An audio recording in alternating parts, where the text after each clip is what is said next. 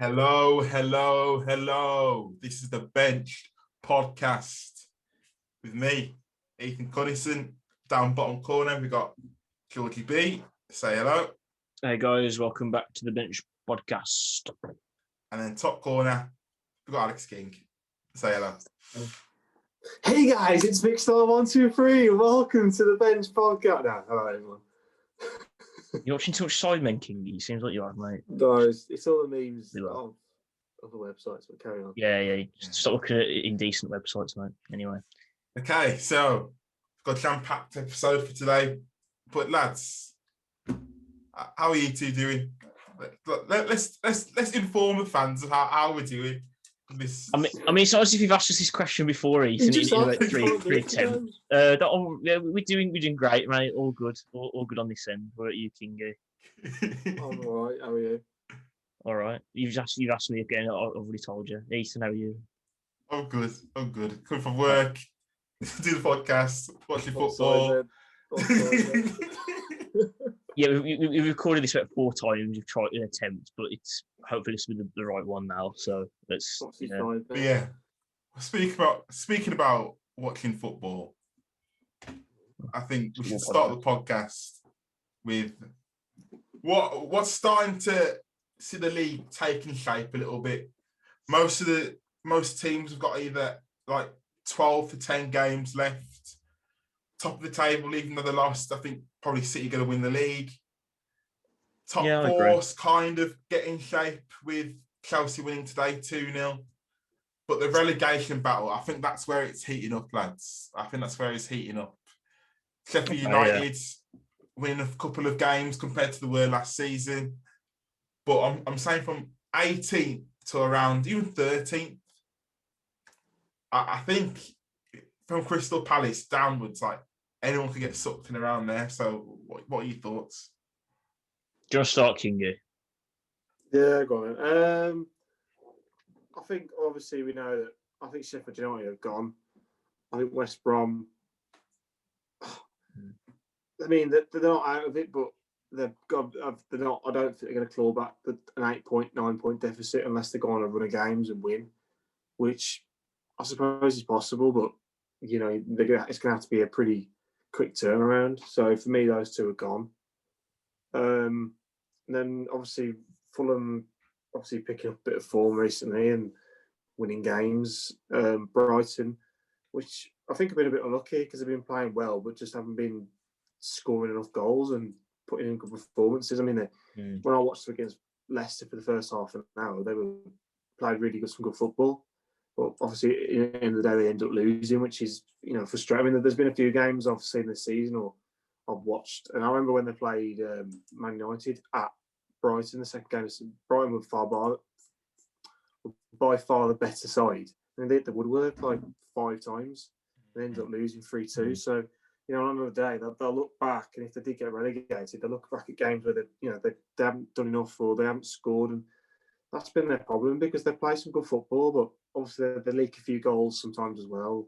With they've got some decent players, but you've got like Dan Burn, who for me, I don't know why they're playing left back because I think he's too tall to play left back. I think his mobility is not as good. I think he should be like a centre half maybe, or because also I know they play Dunk and Adam Webster, but like at least have as a centre back on the bench or something because he's a good player as a centre back, but I don't think as a left back he's got the pace or the mobility to really be a left back against, because there's a lot of pacey wingers in the Premier League. I mean, against the slow wingers, like a Willian or something, he could probably play against, but against players like Traore, Rashford or Mane or anyone with a bit of pace like that, he's going to struggle. But I think Brighton, if they can turn some of those performances and score more goals, I think Brighton will be all right, personally. But obviously the big concern, I think, you've got Newcastle obviously really struggling with their form. They're not really creating much, but then they're not really losing too many games. But I'm glad I didn't watch West Brom Newcastle yesterday because that would have been an absolute ball fest. 0-0. It's a really shocking game, really. 2 teams that struggle to play football. But I think Newcastle, it's difficult to call. I mean, I think Fulham might be all right, but they're not. You just never know in football. I mean, you know, we looked at a few games ago. I know they're not in a relegation, but 5-6 games ago, Chelsea were like 8th, 9th, quite a long way off, and seemed really to be struggling to get near the top 4, even though they got a new manager in just at the time. But since he's come in, he's turned around. They've played some good football. They haven't lost any games, I don't think, under his reign. So, and now they're right back in the chance of getting top 4, and I personally think they will. And then obviously they could go on further. But I think there's other teams. You've got Palace. They're like inconsistent. Sometimes they play well. Sometimes they can play like a top 6 team, and sometimes they can play like a bottom side. And you've got who else is around there. Southampton's another one. Southampton, I think, will be all right, but you just never know. I mean, they're there at the moment, but I know what you're saying. Yeah. So to be fair, there's only 9 points between Wolves and Fulham. I mean, I don't think Wolves will go down or anything like that, but all it takes is if Fulham, Brighton, and Newcastle can get a good 2 or 3 wins, on the bounce, we'll get like 7 points out of 9, and Wolves don't win anything. You just never know. So Wolves, I think those teams need to get to 40 points for me. So Benny, I know you're probably going to want to say your piece, but I am. Yeah, I want to. Yeah. So I want to obviously fill you in. I want to focus on mainly the realistic teams that are probably in the relegation battle. So we'll take Sheffield United and West Brom out of the equation for now. In the future, we might talk to them about them if they gain a couple of points. But I want to focus on 4 teams here. We've got Fulham, Burnley, Brighton, and Newcastle. Not in that order, obviously. And I'm going to tell you their form and the running the next 5 games. So let's start off with Fulham, who are 18th. They have won 2, drawn 2, and lost 1. Good form at the moment. And the next few games, or let's say the next 5 games, they've got Man City at home. Tough game. Yeah, City will get, I think, something from that one. They'll win, surely. Yeah, so. They've got Leeds at home. That could be an exciting game, that could, Leeds and Fulham, they're both quite attacking side. Well, they've both got decent, it could be quite an interesting game, that one. It was 4-3 at the start of the season between them. So there you go. Then it could be a similar game. Then in that case, they've got Aston Villa away. That's winnable. Wolves away. Tight game. I don't know. Tight game.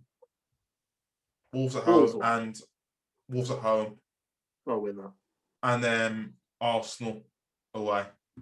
I'll win that as well. Possible. Arsenal a bit of a mixed bag at the moment. They're not doing great really. So it could be possible. So we go to Brighton next. Brighton, they're in really bad form at the moment. Yeah. They've lost their last 3 games and they've drawn 2 as well. So they haven't won in the last 5 games. And Brighton in the next 5 games have got Southampton, another relegation, potential relegation. That's a 6 pointer. That could be, depending on how Southampton do. Brighton have got 2 6-point games because the next game after that is Newcastle at home. Oh, that's a 6-pointer. Massive game there. That's a 6-pointer. And then they've got both at home for both. Southampton away and Newcastle at home. Brighton. I think if Brighton win both of them, I think that'll be all right. Then they've got a really tough 2 games. So they've got Man United away, and then they've got Brighton they've got Everton at home. Yeah, they're quite tough games. So tough games in there, and then if you want to talk about Newcastle above them, obviously Newcastle's next game they've got Aston Villa, then they've obviously got Brighton, then they've got Spurs, Burnley, and then West Ham afterwards. So winnable games, you like to say? Wait, is that Newcastle? Well, I'm pretty sure we play Newcastle at some point. You play Newcastle after West Ham do, so. Oh, okay. There you go. They've got quite a couple of games in a tight space, in a small space of time. So maybe that will take an effect on them, especially with the injuries that they've got at the moment with Maximan and who else is injured? Callum Wilson's out as well. Wilson, yeah. Then probably to finish off, we've got Burnley, who in the mix of it. They've drawn they've drawn the last 2 games, lost 1, and they've drawn 4, lost 1 altogether. Yeah. And their matches, the next 5 matches they've got: Everton away, Southampton away, Newcastle at home, Man United away, and Wolves away. So that's quite tough for Burnley, though. That's not. It's not great for them. So looking at those teams that they're facing, where do you think teams will be? I'll speak to Bennett next in those next 5 games. Well, it's interesting because I'm from an outsider looking in on the relegation battle itself. I'm not feeling very confident on Newcastle, especially with the way they've been playing recently. Obviously, they picked up a couple of wins. Obviously, they drew against us in the first game against Liverpool. They've won a couple of games here and there, but ultimately, I think they've been really poor this season, and I think it's showing how much of a positive influence Rafa Benitez was on Newcastle. Because if you look at Steve Bruce now, he's not the sort of manager that would inspire greatness in his players, try and get them over the line in some big games. He's not really a Premier League manager. And the way he hasn't really got the know-how to get the players up and ready to fight for a relegation battle. I mean, it doesn't help the fact that he's lost Maximan and Callum Wilson, who are probably 2 of the best players. I think Almiron's out as well. Almiron. Yeah, I'm pretty sure he's out injured too. But that's 3 of probably the best players out injured, which obviously we've seen attacking players as well. Exactly. I mean, if we had our attacking players out, I mean, I know we were poor this season, but it's not. It would probably look even worse on Newcastle because that's really all they've got really to get them over the line, really. And I think compared to, say, Brighton, who've got a lot more going for them in their team. Burnley have had experience in relegation battles before, and Fulham with the brilliant form. I just think Newcastle could be the one to drop. What do you think? Who do you think will probably be in the mix in the next 5 games? Well, I think all 4 teams you mentioned will be in there. I think Fulham, out of those 4 teams, probably look the best one in terms of just playing football and they're on good form. Goals. Then I think you can't rule out. I don't think you can rule anyone out from who's at Leeds. You can't really rule out anyone from them, really. I mean, I know Leeds probably won't, but they're only 9. I think Leeds have too much going forward to them. Yeah, I think really. Yeah, with Leeds, their attack will see them through. I think. And with Leeds, and they've got a lot of games in hand over the teams below them. They played 26 games, and some teams played 28. They're playing right now. They've had 2 goals disallowed. Apparently, I'm just having a look. But yeah, apparently. But obviously, people know. I think you are. Obviously, people who are watching this will know, but yeah. Yeah, but I know Wolves haven't got any games in hand. So, although I think Wolves will be fine, all it takes is a bad run of results and teams below them start picking up a few points in those 5. I mean, these next 5 games, really, I think for anyone from Wolves downwards, for me, who are on 35 points, I agree. Of Fulham on 26, there's only 9 points in it, and that's not a lot. It's 3 wins, and all it takes is if Wolves lose 3 or 4 games in a row, which they have done. They were in the start of the year. I mean, they've picked up a bit of form now. They're doing a little bit better.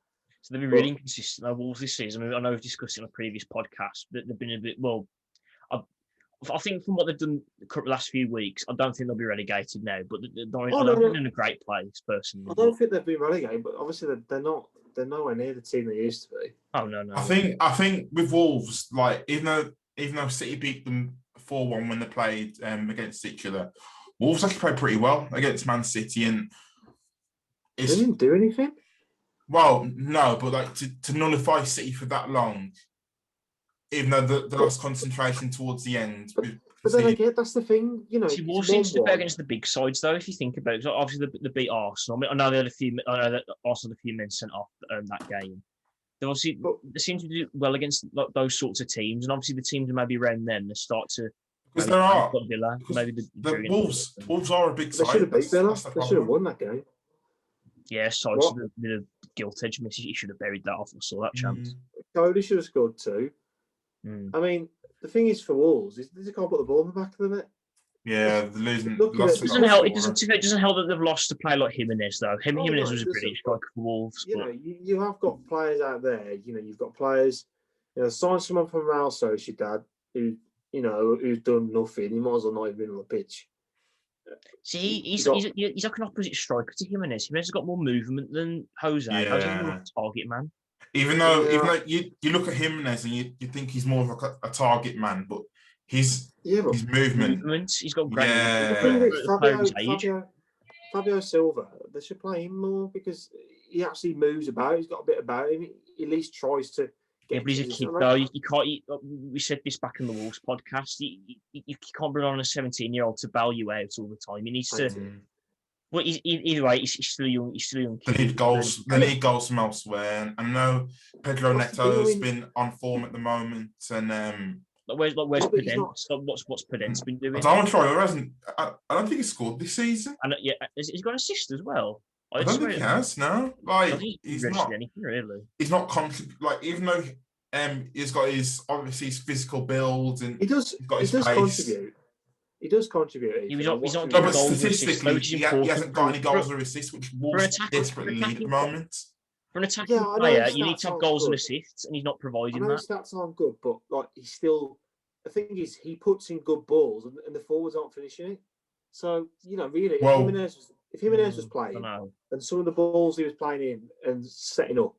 I mean, look at last season. Him and Jimenez were like one of the top people in goals combined. Those two assists. This season, he's played in. Yeah, granted, he hasn't played as well, but you know, he's putting good balls, and like Jose's not scored anything. No one's scoring him, and I do feel a bit sorry for him because I think he is still a very good player, but you know, maybe he needs to improve his decision making because, like, for me, why is he putting Jimenez type balls into the box when, like, they're starting people like Neto, who's like. He looks like 5'6". Like, what's the point? Well, he needs to change up his game, like change types of crosses he's putting in. Maybe get in the boxing himself, really. Like I know Wolves have been very unlucky. Anyway, okay. So all right. So let's move on a bit here. Just one more quick question. Yeah. Do we see maybe Sheffield United or West Brom mounting some sort of like ascent to maybe try and get out of the relegation zone? Or do you think they are definitely gone? It's hard for those teams. Come on, one at a time. You'll interrupt you. It's hard for those. West Brom are the only team for me that've got any chance of doing anything. But their next few games, they've got basically the whole of the top 6 or like the top half. They've got Chelsea, they've got Leicester, they've got Aston Villa, they've got Liverpool, Arsenal. They've got them all. So, well, I mean, to be fair, everyone takes the mick out of Sam Allardyce for his sort of like firefighting style of football management for relegation teams, but it does work. I mean, it'd be silly to go against it, really. But like, I agree with you. I feel that it's probably too late. He came in at the wrong time, really, for West Brom, and then he's looking like they'll probably end up going down. But it's worth asking in case we might see anything like change towards the end of the season. Oh well, they won't be missed in the Premier League. So, sorry, West Brom fans. But when you fucking all you do is park up, over the ball at the pitch to Diagno, and he scores. Even then, he doesn't score. If it works, it works. I mean, I don't like it either, but it's just it's how probably to go next. That probably isn't really working at the moment. I said say up north. Lost against relegation candidates Fulham. Newcastle. No, Liverpool. We're playing like Newcastle. I'll give you that. We're playing like Newcastle. George Bennett, what's happening with your club? Tell us more. Because all I'm saying is, the people who probably watch this podcast every week, a certain Ethan Collison said that Liverpool might drop out the top 4, and his 2 other podcast co-hosts said, "You what? Liverpool dropping out the top 4?" And at the moment, at the time of recording, do you know what's mad? Yeah. Do Do you know what's mad? What? Remember last season when we were at the studio and Mhm. like we just started and how big we were talking about like Liverpool and all that sort of stuff. It's mad like how much has changed in a year. Yeah, exactly. And Plus, current at the end of the Liverpool. day, these things do happen. I mean, it's not. It can happen in football. It's not like a rare thing. Like teams have, like Chelsea a couple of years back, they won the league, and then the following season they finished So, 10th. Mourinho got Benny, sacked. let's put some base behind it here. So Liverpool at the moment they are 8th with 28 games, and below them are Aston Villa with 26 games, who are 3 points behind them. They've got games in hand, haven't they, as well? Yeah, exactly. So if Aston Villa win their 2 games in hand, they could fall down. They could fall down to 9th. And if Arsenal win their game in hand, Arsenal, who have had a terrible season, could be 1 point behind you. Arsenal could. 1 point behind you. Hey, what's happening? What? Kingy, everyone knows what the score is by now, so I've got the scores right here. Okay, I didn't know you had the scores, but fair enough. Lingard. So, and also, to put even more base behind it, Arsenal and Liverpool are playing each other on the 3rd of April. Bennett, what's going on with Liverpool? Tell us more. What's going on? I could go into the injuries all the time, but I think I might avoid it this time because I've said enough about that. I think from what I'm seeing now, it seems to be more than that. I think it's literally. I think it's just burnout. Mentally, they seem shot.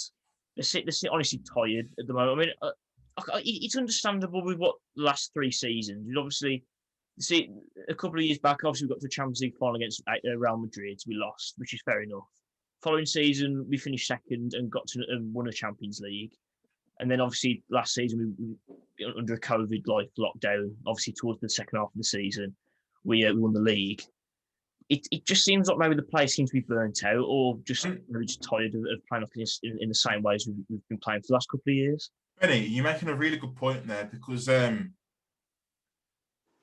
we all know, Liverpool's style of play, it's very high tempo, high risk. Like it involves a lot of fitness. Involves a lot of fitness exactly. and like movement constantly. But yeah, pressing wise, they're probably one of the top teams in the world at the moment.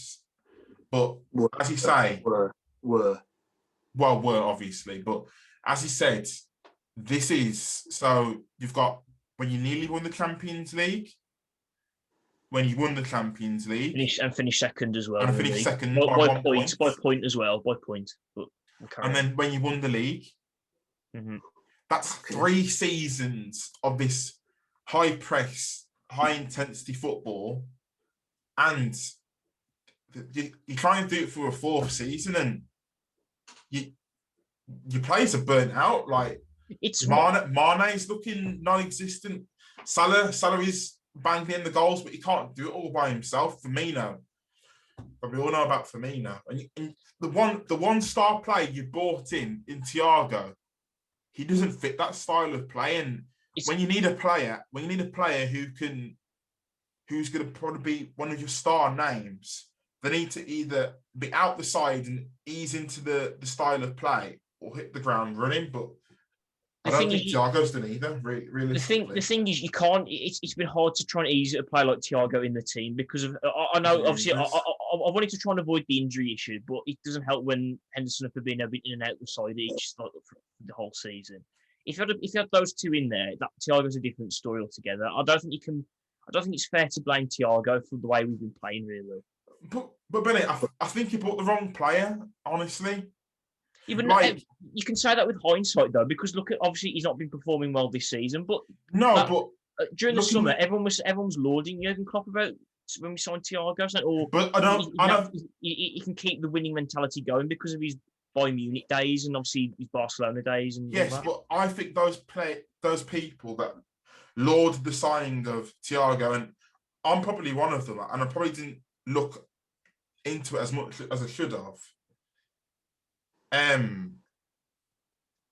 Thiago's style of play is very slow build up, slow tempo, possession side, possession. He's a possession type footballer.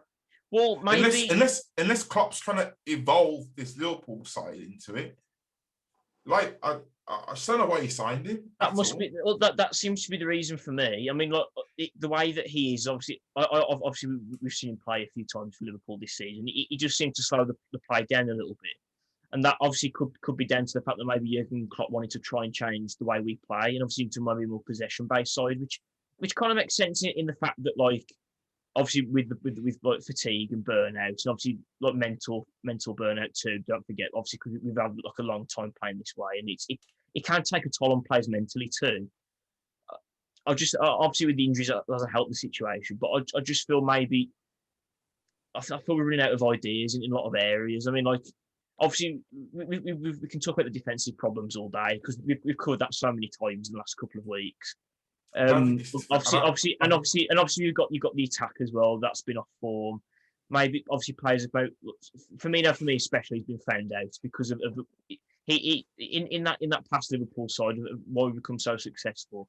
He's been so integral to that, and once he's stunted and once he's constantly been marked out of the game or made into basically a useless player, it doesn't help the team whatsoever. Like we're less creative as a result of that as well. Can you what your thoughts?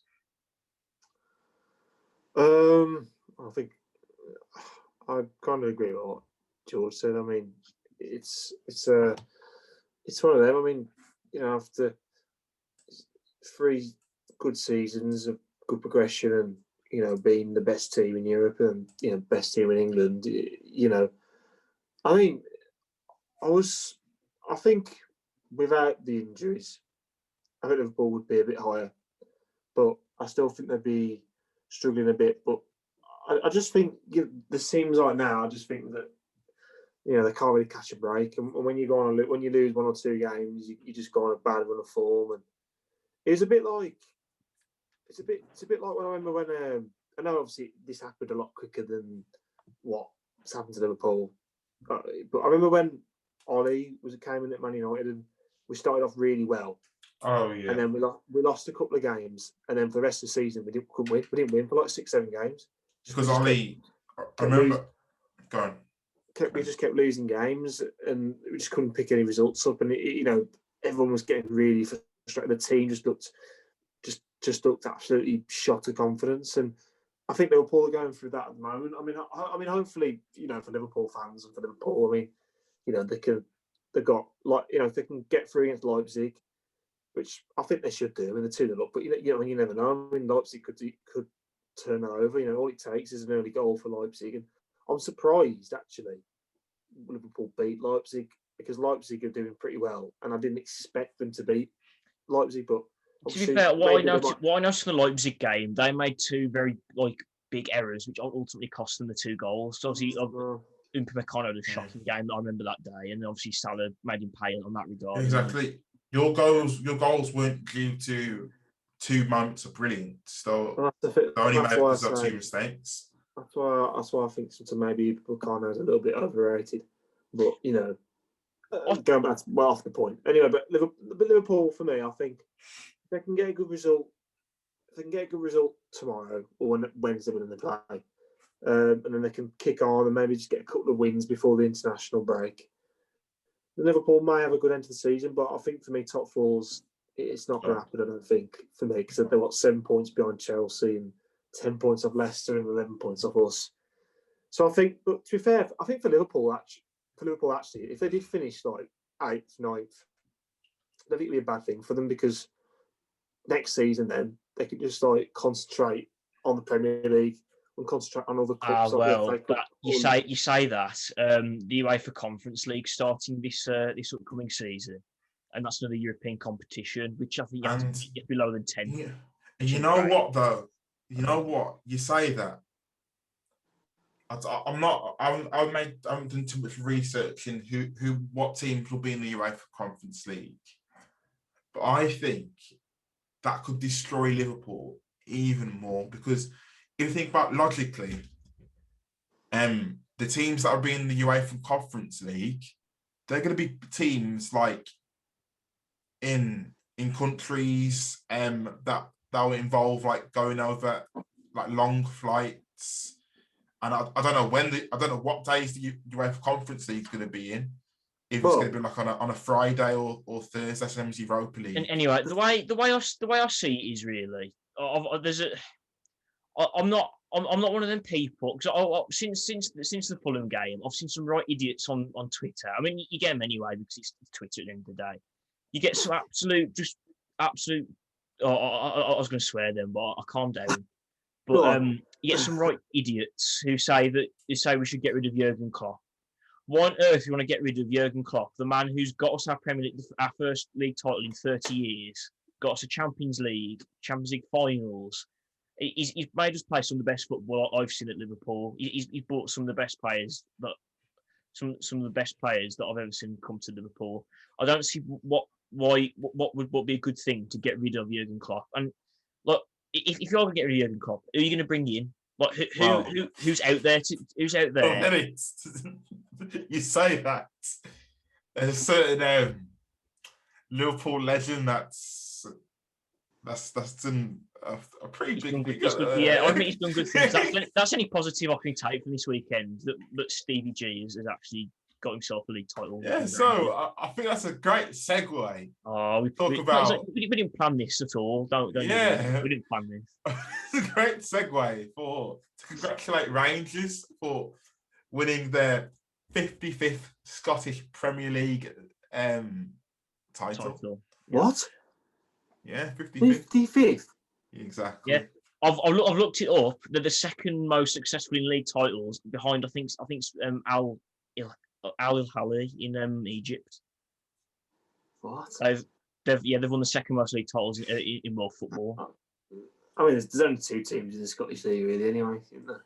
Yeah, but for Rangers, you can't disrespect the Scot. I know people give it a bad rap, but still.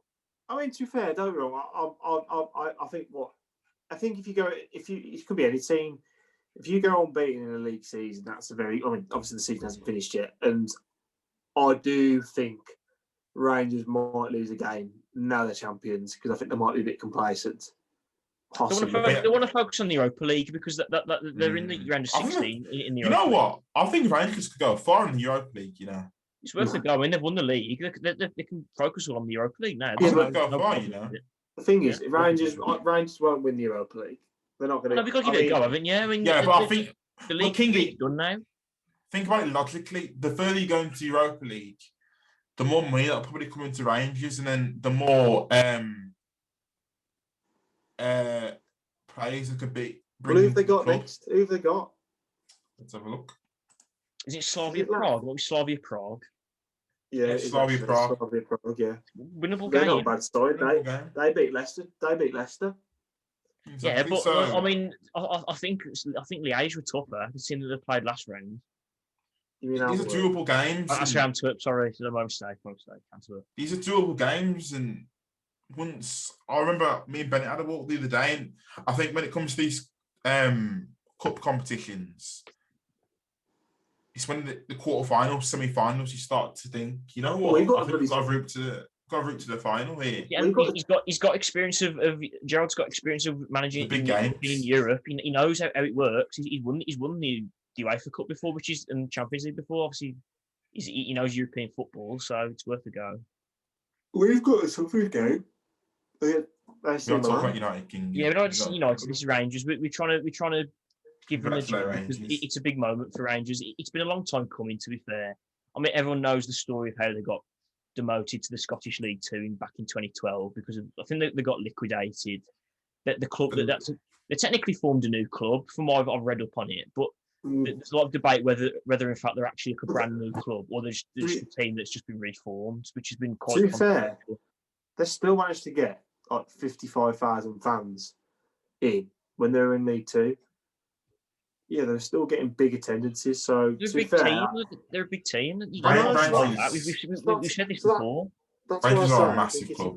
I think that's why it's impressive. And Celtic are as well. Don't discredit Celtic. I know they've had a poor I wasn't going to, but like Celtic and Rangers, if you look past to like back in the day, they're up there in the European elite for me.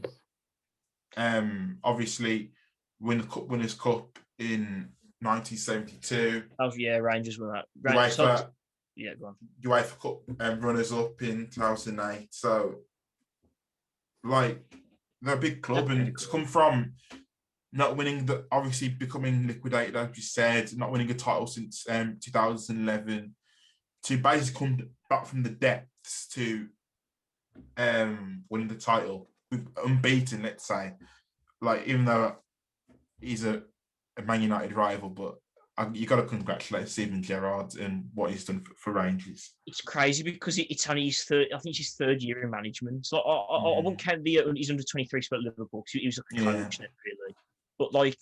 But it's his third season, like senior management, and he's gone from strength to strength, basically. He's obviously had to learn off previous managers, obviously like Gerard Houllier, Rafa Benitez. You obviously got like Brendan Rodgers has probably done quite a bit as well for him because of it.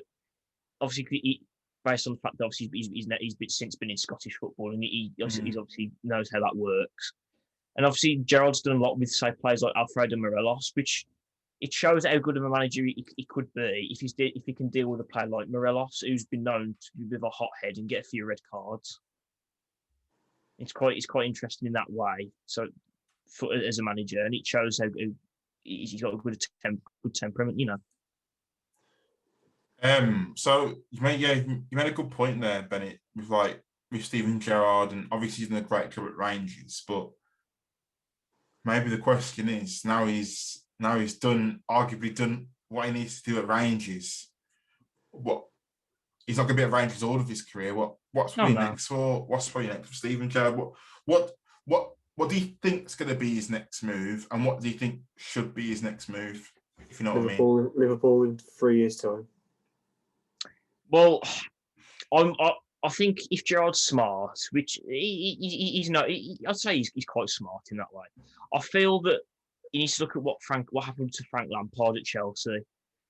Because if you look at Frank Lampard, went to the Chelsea job very, very quickly, as we all know. Obviously, he didn't have a season at Derby, Frank Lampard. Yeah. And so he lost in the playoff rounds. Obviously, he didn't get Derby promoted. It was a good decision for him to go to Scotland and obviously get that, to get that feel of competitive football. Obviously, people think the Scottish league's similar to a championship level, but obviously it's easy. It might be more. It's better opportunity to win like trophies, obviously to win the league and the cups and all that sort of thing. But it's obviously Rangers and Celtic are obviously at a level where they're quite big for the Scottish league, and it stands him in good stead to maybe go to Liverpool in the future. But for me personally, I think he needs to maybe get used to managing it in England really first before he thinks about it. Like I was watching them. Funny enough, I was watching the True Geordie. Was you? Yeah. Me too. Watching True Geordie early today, and they were discussing about whether Gerrard would be a good fit at Newcastle if they had the right ownership structure, for example. Because it's a club similar to it's similar to Rangers in a way. It's quite big, but like. There's been a few issues financially on and off the pitch. You'd say Newcastle's a big club? Yes. I'd say they've got potential to expand. I mean, we've discussed this with the Newcastle podcast we did over the summer last year. But I feel if he goes to a club like that, gets his feet under the table to Premier League management, he can then move on to then go to a Liverpool. Because I think his dream is to manage Liverpool. But I think the best case scenario would be Newcastle get relegated, stack Stevie Bruce. Obviously, the owners they leave the club, sell the club on, and then bring in someone like Steven Gerrard in. See, because I think for me, I know we spoke about in the mukbang that we did a couple of days ago. Financially, I'd say Rangers are. They're probably. I don't know how much they're bringing, but I'm probably going to bring in a lot more money now. They've won the Scottish Premier League, and they're going to be in the Champions League next season. Yeah. I'd say probably lower Premier League to Championship level. Let's say probably Championship level. So for Steven Gerrard to go at a club that, if Newcastle got relegated in the Championship and bring them straight back up, have a season in the Premier League and then move on, I think would be the best thing to do. But I think everything needs to align because, like, I'm not bringing it out there, but Klopp's not doing a good job at Liverpool at the moment. He's not known for rebuilding sides from when like they go down. Like I think likes at Dortmund when they went down in form, he left. Well, no, you're wrong there.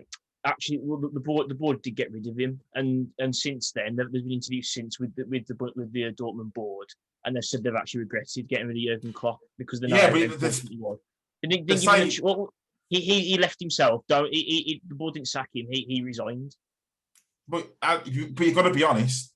That Dortmund side, they went from going to a Champions League final to not beating that, and like obviously maybe winning a Champions League final because he had the likes of Lewandowski, the likes of Mkhitaryan, the likes of Marco Reus in the side. Like Lewandowski, there's no way you could have sorted out Lewandowski because he had his heart set on Bayern Munich. A lot of clubs in Germany do, and it's a common theme where loads of players go for free to Bayern Munich.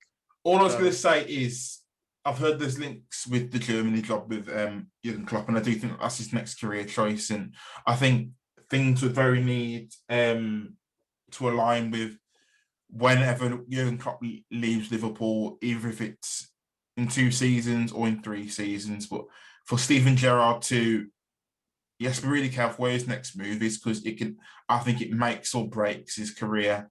Even if he leaves Rangers to go to Liverpool, or he finds that club in between. But yeah, everything has to intertwine, let's say. The worst thing for me personally is if Liverpool basically took the mick out of Gerrard, really, because when I was looking at Lampard at Chelsea, they treated him very poorly.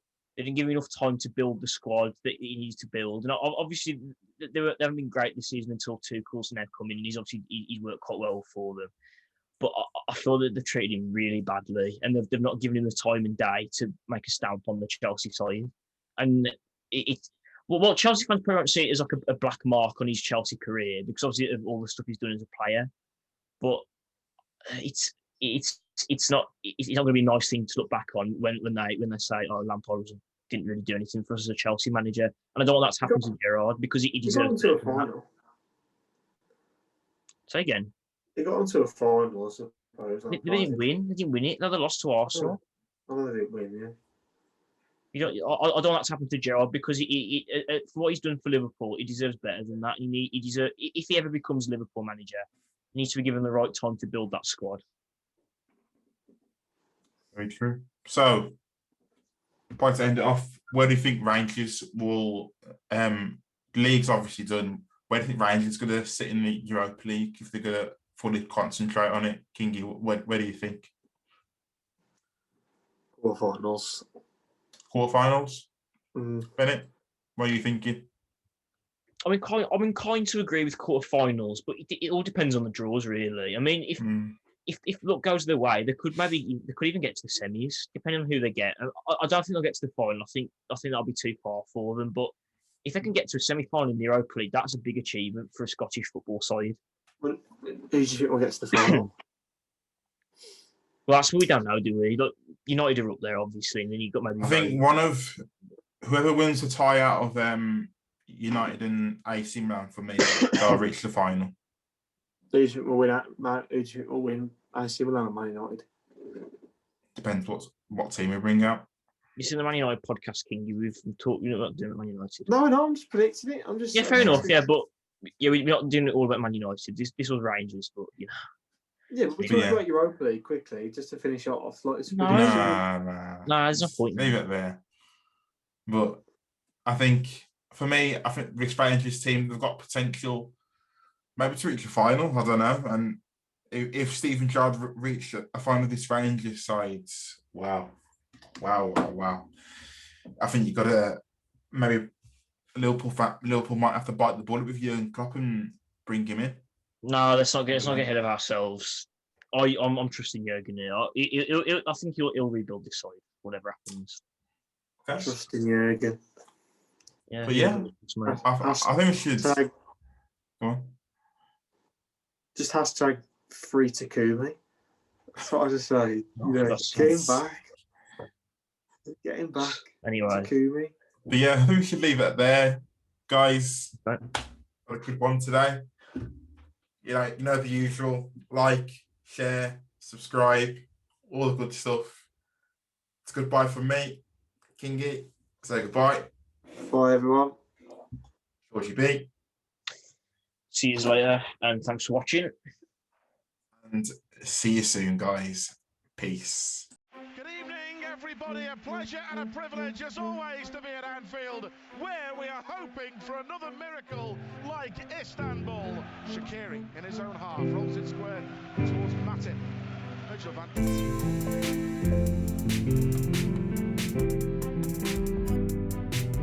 Up to Mane, mistake. Mane into the area. Great skill. Henderson's in the box. Henderson saves City celebrating. The party really is just getting started. They've had to wait a very long time.